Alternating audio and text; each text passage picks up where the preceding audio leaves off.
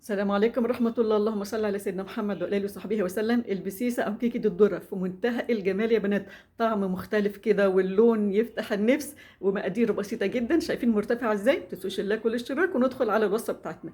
أنا عندي كوباية وربع دقيق ذرة أصفر. أهم حاجة بس يتنخل مرتين علشان بيطلع منه حاجات يعني خشنة كده. أهم حاجة بس يكون ناعم خالص، تخليه لغاية ما يبقى ناعم خالص مرتين هو الأفضل يعني.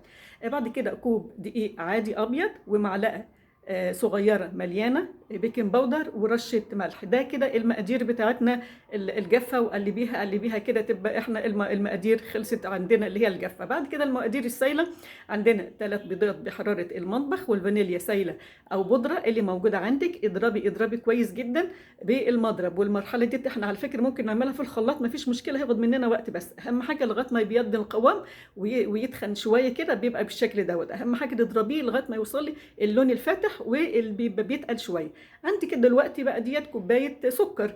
ممكن تاخدي كوبايه وربع لو انت بتحبي الحاجات مسكره قوي يعني، لكن كوبايه كده في المقادير دي مناسبه جدا. اضربيها كويس جدا لغايه ما يصبح القوام زي ما انت شايفاهم كده نازل من المعلقه.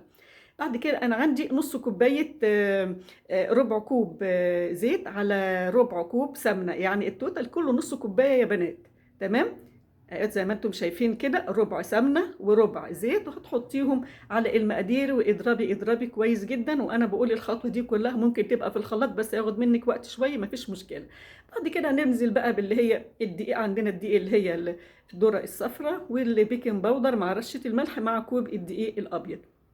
قلبي بقى كده مع الحليب. طبعا هنحط هنا، انا خدت مني كوب حليب يا بنات. ممكن على حسب نوع الدقيق عندك ممكن ما ياخدش كوبايه الحليب كلها، ممكن ياخد نص كوبايه او كوبايه الا ربع.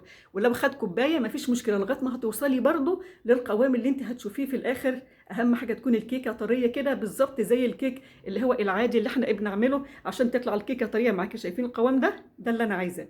عندي بقى الطبق بتاعي او الصينيه متبطنه بسمنه وشويه دقيق، وانزلي بالخليط زي ما انتم شايفين القوام ده بيطلع مظبوط جدا. والكيكه تطلع طريه مش مفروله وبتبقى لذيذه جدا. على حراره 180 في الرف الاوسط. هتاخد من تلت لنص ساعه. واختبريها بالخله وتطلع في منتهى الجمال زي ما انت شايفه كده، لون وطعم وريحه فظيعه مع الفطار وعشاء دقيق يعني. بصي فظيعه.